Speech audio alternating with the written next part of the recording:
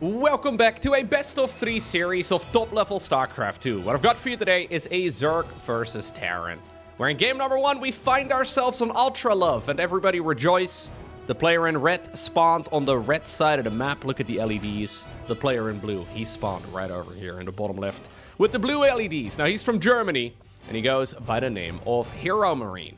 His opponent though, in the opposite corner, the man who's been single-handedly responsible for getting Zerg nerfed. So Zerg players hate this man. And they love the man, because, you know, he's the greatest to ever do it. We're looking inside of the main base of Serral. Now, this particular series was played during the earlier stages of the Esports World Cup. I personally do, I do know who ended up winning this one, but I haven't seen the games yet, so I'm excited to find out exactly what ended up going down and to dive into the details. Terran versus Zerg is a matchup that, in general, quite a lot of players are currently complaining about, especially Zerg players. Always complaining, huh? But they're not really liking the current state of the Cyclone. The Cyclone is a bugged unit right now. Its upgrade is bugged. The upgrade it gets from the armory is... everything's bugged, okay? There's actually 2 bugs on the unit. And overall, it is just a little bit stronger than it needs to be. Now, going into the EWC, a lot of players mentioned that they believed that Terran players were effectively hiding the very best Cyclone builds out there until the Esports World Cup. This is from a $700,000 tournament, and you wouldn't want to spoil the surprise too early, right? Now, at this point, the bug has been in the game since the most recent balance patch, so more than a half year at this point. It's actually kind of funny because it took a while for people to realize this. And yeah, it does seem like the unit is a little bit overtuned, but then again, the very, very best Zerg players in the world are still very good against, well, Terran mech as well. So we'll have to see exactly if that is going to be something we'll have in this particular series. Sometimes bugs are in the game for a while, and we don't notice it for a long time. Remember when the Colossus was accidentally at 10 ranged? Like, it was supposed to be at 9 range, and we found out that apparently it had 1 range too many. Now, this was in the game for a while, too, and then somebody noticed it, and Blizzard was like, yo, unacceptable! Instant patch! And, yeah, now the Cyclone, according to a lot of players, have been, yeah, breaking the game for many players out there. And, Blizzard's sleeping. I don't know with Blizzard, man, in 2025. Don't get me started. I'm gonna rant about it for hours. Let's not. Let's just have a look at some fun StarCraft. So, it's gonna be a barracks right here with a reactor. Starport on the back of it too. No third command center though, which is kind of curious. So this means that HeroMarine has powered out a second gas geyser a little bit quicker. Getting the gas geyser here going means that you delay your third command center, but you do get your starport out faster, and we'll have to see exactly what the plan is. Tech lab for the time being here though, so we'll probably get Heli and Banshee. But Heli and Banshee, yeah, to dominate the map. Serral has decided to skip the Zergling speed and go for a fast Roach Warren. So this is the new build, right? So one of the reasons Zerg players complain about the Cyclone, oh, it's not for Banshees. I'll shut up about the Cyclone situation. This is going to be a very quick Marauder rush. And I'm assuming we may have like an armory as well to morph in some Hellbats. So a Hellion, Hellbat, Marauder, Viking. I'm not sure about the Viking. Maybe a Medivac would be a better unit, but still nice to obviously deny some scouting here. And I think that's the plan with the Viking. Just go a little bit, yeah, there you go. A little bit of an Overlord hunt around the map. Hide this build to the best of your abilities. And maybe hope, maybe pray that Serral goes on autopilot. So the Viking here is going to deny the Ovi, and it's going to make it impossible for Serral to figure out what he's playing against. I mean, so far, I mean, he's got the Reaper kill, that's nice and all, but he does not know that this is indeed a very aggressive early game here from the biggest of Gapes. So let's see. It is going to be... okay, it is going to be Stimpack on the back of this as well. So it's not just going to be a complete 2-base all-in, but Serral is not going to expect this much commitment right at this point in the game. So Armory is going to allow the Hellions to morph into Hellbats right now. Okay. Maybe they want to try and jump the army and then go into Hellbats. Or, yep, there we go. Marauders have now showed up as well, and obviously they have their concussive shells ability. Serral, though, with a good split, trying to really drag these units out. I love the landed Viking here, too, but HeroMarine needs to deal damage. Drones decide to engage into a Hellbat. Obviously, Zerg is going to be able to flood the map with units right now. And Serral doing Serral things. Loses 10 workers, sure, but he's still actually at a worker lead. Crisis management absolutely on point. So 2 queens, yeah, 4 Zerglings, 4 roaches. Very acceptable. And obviously this has now slowed down the Terran's economy quite a bit too. So yeah, you slow down the Zerg economy a little bit. But then simultaneously you also slow down your own economy. So with 2 economies being slowed down, I guess it will be totally playable right here for the Zerg. All right, well, we do have the good old Cyclones coming up right now on the back of this. So HeroMarine planting down 2 additional factories. He is going to be playing Terran Mech.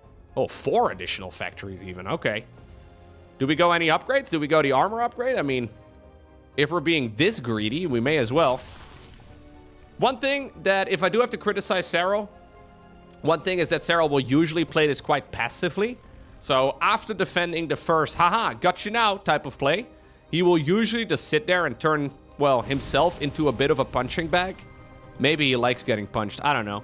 But he is just going to sit here, it seems, and sort of accept that the opponent has put himself behind a bit, just continuously playing the macro game, not really trying to capitalize on an advantage. Now, this is a very ambitious Marauder hit squad. I want to believe in you guys, as much as you guys believe in yourselves, but the Ravagers will spawn with full HP, by the way. This is a distraction, okay. Oh, drones? Oh, drones! Oh, I feel like he had an opportunity, no? HeroMarine decided to, well, go for the throat there. Maybe he just, well, was busy paying attention to his Marauder drop, but I think he had about a 2-second window there to roast a whole lot of drones. A little drone barbecue would not have hurt. Oh, by the way, this is not Cyclone Mech. He only made 1 Cyclone, but he's going full vanilla mech. Interesting. So we're going into full factory production. Factory Hellion, Blue Flame Research, +1 attacks. So you rarely go +1 attack with Cyclones. Cyclones will get the majority of their damage from that lock-on ability. And the lock-on ability is considered a spell, and spells in StarCraft 2 do not benefit from attack upgrades. So kind of nice to see this actually here from HeroMarine, mixing it up. Cyclone, though, just shown here, right? Just to keep the Zerg player busy. Serral is following this up right now with Tunneling Claws and Burrow. Okay, he's actually ready to go in for a scary attack. Not enough siege tanks available just yet. HeroMarine has been investing in a ton of infrastructure, but it hasn't really kicked in yet. And suddenly, Serral shows up with a seemingly random attack. I mean, he's got roach speed and +1 armor. He's just sort of testing the waters a bit. He can always disengage. As long as there's no siege tanks, there's not really a lot of harm done. Tunneling Claws, though, is kind of cool, right? So he's going to be able to go into the, well, burrowed roaches and then moving them around the map. There we go. These are already burrowed and ready for a run by. Spire together with a Hive. Usually the timing of that indicates you want to go Brute Lord, another very uncommon unit these days. That's going to be a lot of roaches, though. Does HeroMarine see? So this is what HeroMarine sees. You see the little black outline there? No indicator on the minimap, no information. Unlikely that Terran will actually pick up on it. Smart Servo is coming up as well right now for the Terran. That's nice and all for, well, for example, Thor and the other different units that can transform in the game. But he is spending money like he's not about to run out. Serral, though, starting to really put in the hurt. And the Terran army is very strong in a straight-up engagement, but also quite slow. So when you're, well, forced to deal with units in your natural and your main base, you much rather already have units in position. It's way easier to clear out those troops when you're playing a Terran bio army. Stimpak is just really good, and just like that, 17 SCVs have gone down, and now the majority of the Zerg army is engaging over at the front. Siege tank into third base. Mineral line is not going to live for much longer. Serral splits up his army and decides to control the natural ramp. And just like that, he is absolutely massacring the economy of the Terran player. Calm and collected, though, he goes back home, it seems. HeroMarine decides to rip off the Band-Aid himself. Next up, we find ourselves on Tokamak. Serral making it look relatively easy in the first game of the series. And that's usually what he tends to do, right? So he didn't know what he was playing against, but obviously he knew that he was the favorite going into a series like this, and that HeroMarine is not afraid of, let's call it a curveball, right? He's not afraid of throwing a curveball. HeroMarine likes going for a lot of 8 Rex all-ins in this matchup, and in general, he's not afraid to go for more aggressive pushes, and I think Serral anticipated some of the aggression, but I mean, the Terran did a great job denying all of the scouting information. Still though, when you defend an all-in and you're, well, it's effectively an all-in, right? When you defend an all-in and you still find yourself with a worker lead, that does feel pretty good. Okay. What do we do right now on Tokamak? Not a map that you can very easily rush on in general. It does feel like it takes a long time just to get across. So a similar build as the one that we saw in the previous game would be tough, and I quite like this here from HeroMarine. So HeroMarine, after falling 1-0 behind in the previous game, goes Supply Depot into Command Center first on the low ground. Gotta do something, right?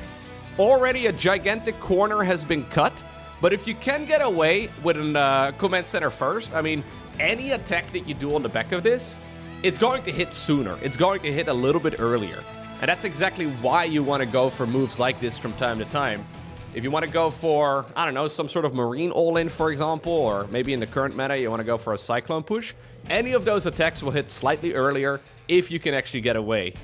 Well, uncontested at least, with the double Command Center build. Serral going hatch gas pool, no surprise there. Third hatchery will probably be coming up.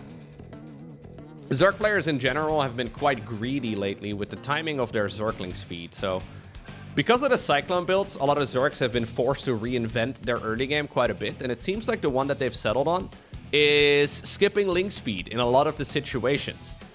It feels very greedy, of course, but if you can get away with it, you find yourself with just a tremendous economy. And that's one of the things that happened in the previous game. You just have a lot of drones. It's only 100 minerals, 100 gas, but early on that's quite costly. And it turns out you can defend basically any early game pressure with just a Roach Warren anyways. And slow Zerglings, I mean, they're not to be underestimated. Like, slow Zerglings actually still deal damage too. The main advantage is you can get your Hive going extremely quickly, and you can still defend everything. You can get a lot of tech, a lot of economy. And as long as you're in position, the roaches should technically be enough. Yeah, I like this here. So HeroMarine going into additional barracks. So Command Center first. Serral's gonna get a glimpse right now of the orbital. That's nice. So this is a Command Center first into an extremely quick third Command Center 2, and now into a whole load of barracks. So basically, HeroMarine has already gotten away cutting all of the corners. Like, effectively, the attack that he's going to go for, and I don't really know exactly which one it's going to be yet. There's a bunch of variety here, but any attack he wants to go for is going to hit like a good, I want to say 30 seconds sooner. I'm pulling that number out of my ass, but give or take a half minute or so. And that's a big deal. Zerg players usually will go for any sort of, like, their defense is very much so lined up with the amount of workers they can get away with. So say, for example, you're a Zerg player and you see, okay, I'm going up against, I don't know, a Protoss player, and he's decided to go for a Glaive to Depth push. I need to make this many workers, and then I start making army.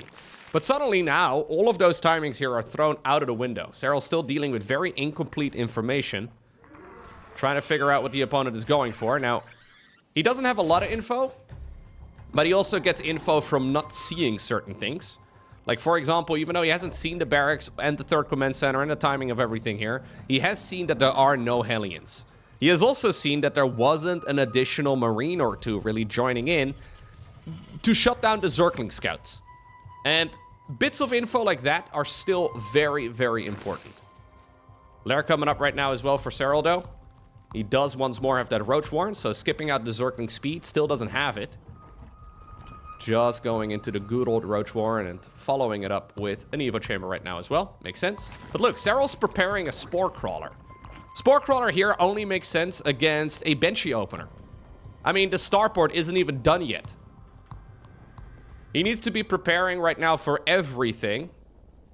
And HeroMarine has already gotten away with everything. So, Overlord, yep, it is going to get the Knight as well. Maybe seeing this many Marines is going to give him a little bit of info, but it's going to be difficult for Serral here to really piece this puzzle together. Quite literally, any early game aggression here would have won him the game.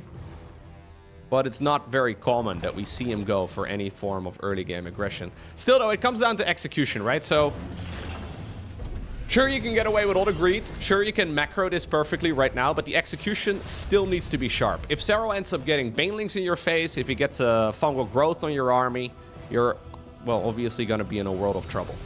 +1 infantry attacks coming up right now for HeroMarine 2. We have the additional barracks, so that is barracks 6, 7, and 8 right over here. So this will be a triple command center, 8 Rex, effectively all in. Baneling Nest indeed is coming up. Infestation Pit also coming up. Zergling speed here, +1 armor. We don't have a second Evo chamber. Maybe he's going to go into a hive here. Creep spread is looking real good for Serral, but obviously he's been uncontested in that department, so you'd expect it to be really good. I mean, again, the perfect opportunity here for HeroMarine to potentially win the game. Look at the amount of Marines. 12 Marines popping out at a time. Siege tank production even has also begun. I think he's mostly just trying to see if he can clear some of the creep. Creep is a big problem if you get slowed down with your attacks. Life does become very difficult.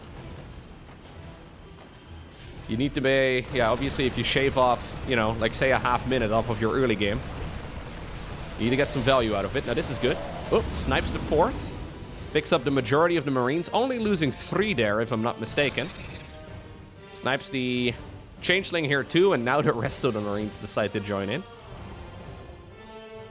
No add-ons on the barracks over here, so if you don't build any barracks add-ons here on, well, the 6, 7, and the 8, it just means that you want to go, go, go. So HeroMarine, I mean, he's got the supply advantage right now. This is the perfect opportunity for him to go and strike. Question is mostly now, how long does he wait before he decides to go in? You really don't want to wait too long. You could technically wait until you're maxed out. Not a terrible choice, but you're also now giving Serral a lot of time to, well, in this instance, finish up the Baneling speed, to maybe go into the +1 melee here.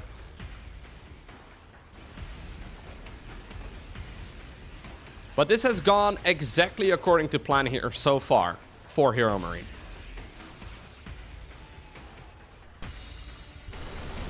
Scanner reveals that indeed Baneling speed is done. My god, that's a big stim. He stims everything. Oh, Banelings, though, are starting to slip through the cracks. Siege tank a little bit too far forward.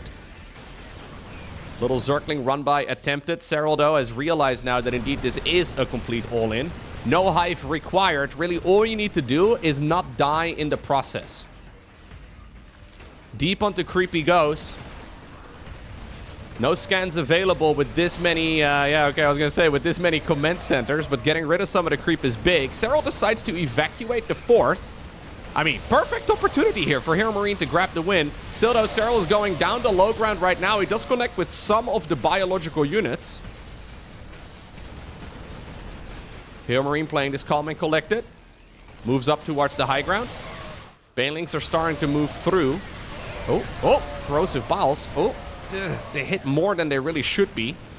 HeroMarine goes around the side as well. Has a bunch of misrallied units, and that is quite sloppy. Still, though, Serral is cleaning it up with a bunch of Banelings, but I think he's got more than enough right over here, too. Did he just get a massive detonation here? Like, what just happened to all of those Marines? I was busy looking at the siege tank that was being chased down. There were so many Marines here. Did he just, like, eat too many balls to the face? Yeah, I guess it was just the balls connecting there. Yeah, but it gets some reasonable Baneling hits as well. Serral saves at least his 3rd base here with 70 workers still intact. HeroMarine is probably going to have to look for some sort of some sort of transition from here, right? I mean, it's not easily done. He's decided to go into the armory right now and a second engineering bay too, so he can go into the 2-2 upgrades. Technically, you can go into a 4th command center if you want to, but I guess if we're playing 3 base versus 3 base, that is still favoring the Terran. Ooh, man, he's eating so many balls to the face. Honestly, quite uncharacteristic. HeroMarine usually quite good when it comes to microing against it. Now loses a bunch of Metavex as well. Serral getting away with a little bit of luck in this game of the series. Problem here is that Serral does have a Hive, right? And the Hive, I mean, it's gonna give him access to some very powerful upgrades. This is effectively straight 40% attack speed for Zerglings. For obvious reasons, extremely scary. He's also just going to be able to finish up his 2-2 long before the Terran. Serral already sitting at the +2 armor. Rebuilding that base as well, by the way, at the bottom now. Little Zergling run by attempted. HeroMarine may very well have to reposition his main in just a moment. This command center, I think it's going to have to be flown on over. Zergling run by though, moves around on the right side of the map. Vipers coming up. I love the Vipers here. Yeah, Ultras would be phenomenal, right? But they take a long time to transition to. Vipers are just basically strong, maybe 20 seconds after they spawn. HeroMarine, though, doing a good job clearing out all of these little Ling run-bys. Okay.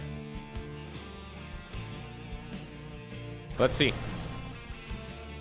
Yeah, I think basically the next plan right here for HeroMarine, the master plan, is to go into an all-in with +2/+2. I mean, it's a second layer to the all-in, but he needs to get a move on. Because if Serral is allowed to finish up all of his upgrades, if Serral is allowed to maybe get energy on his Vipers, or maybe even like mix in Ultras or an Infestor or two, I mean, this army of the Zerg is only going to get scarier. This is a good engagement, though, right over here, because this is a fight that's taking place, well, almost off creep, right? And there's not a whole lot of creep section, or not a lot of creep spread, rather, in this section of the map. This hatchery falls once again. There is still that base on the left. Little hit squad over here, too. Can he target fire down the hatchery? Can he kill the hatchery? I don't think he's going to have enough. The base lives with only a few hit points still remaining. 2-2 is now ticking. HeroMarine still with a 20 supply advantage. The Zerg army composition, though, is really good, and he's not microing. Bunch of the Banelings do roll into the Bio army. He was pre-split, though. A lot of siege tanks in the back, but blinding clouds are going to make it difficult for the Terran to really use the majority of his army. Good corrosive balls as well by Serral. There is still a siege tank all the way in the back, but now Serral's feeling confident enough to chase this army off creep. Normally it's the Zerg player with the lower tier, right? Like with the lower tech. But HeroMarine's still just playing, well, effectively Marines and Metavex. 12 minutes into the game, he is running into some very big problems now that Serral has got his tier 3 well underway. Maybe as far as the unit composition goes, it doesn't look too flashy, but +3/+3 for Zerg is massive. Adrenal glands helps a lot. Those Vipers for support, well, tremendously useful. And obviously there's no EMP available, right? Like there's nothing to really counter the Vipers. HeroMarine's only counter to the Viper is to hope and cross his fingers that maybe they're gonna fly over a bunch of Marines, which is never ideal. Ultra Cavern coming up. Looks like indeed the main base now has moved on over towards this new location over here. We're 13 minutes in. Drilling Claws coming up for HeroMarine, so he wants to make a transition towards Widow Mines. I guess when you're not too... Yeah, when you're not really too keen on how this is all going, maybe, maybe just go into the Drilling Claws upgrade and hope for the best. Little hit squad of Marines and Marauder over here on the left. Trying to see if maybe he can get an easy kill on the hatch. Not going to happen. Another engagement over here, though, is tough. Serral's still not with a lot of creep in this section of the map. And his Terran army is still not to be underestimated. I think this base is going to die again, though, if you're not careful. Serral decides to engage it. This time around, blinding clouds go down. Parasitic bomb as well, forcing those Metavex to split off from the rest. Ultra Cavern, by the way, is now getting the chitinous plating research. So soon we're stepping up from Roach Ravager Zergling to Ultraling. And that is going to be way more scary.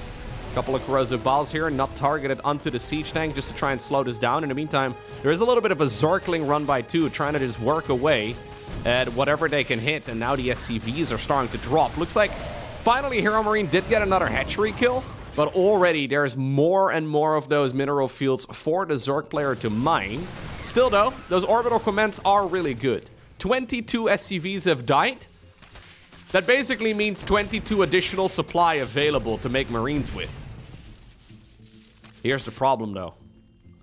Ultralisks. What in the world do you do here against Ultralisks? +3 armor is already done. Chitinous plating is going to improve their armor even more. I guess there is the +3 infantry attacks for HeroMarine. That's nice. He can add on more Marauders, and he's actually got a decent amount already. If he can find a good opportunity, he can still snipe them. But Ultras are extremely difficult to deal with. Another little Zergling run by. Keep in mind, these Lings are, well, basically maxed out. No planetary, of course, at the 4th, because this is the old Terran main base. Ultras engage as well in the middle of the map, and just like that, Serral forces his opponent out of the game.